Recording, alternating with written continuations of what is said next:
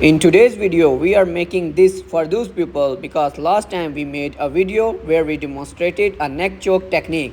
We received many comments and questions saying that if someone grabs your neck from a different angle like this and you apply this technique, they might pull your leg as you can see here.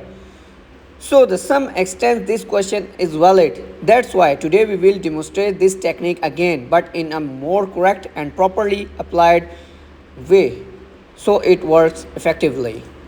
So let's study the technique.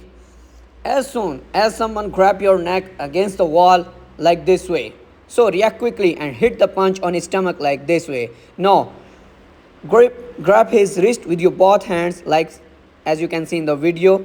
Now lift his arm up and rotate like this way. When he grab your leg, then quickly change your position and fold his arm behind his back like this. Now push him forward like this way and throw him down. Now it's fully under your control. Guys, now I'll show you this technique other side so you can understand better. When you grab, number one, attack, number two, this. Now I'll show you this technique in fast motion real station how it works and not. Yeah.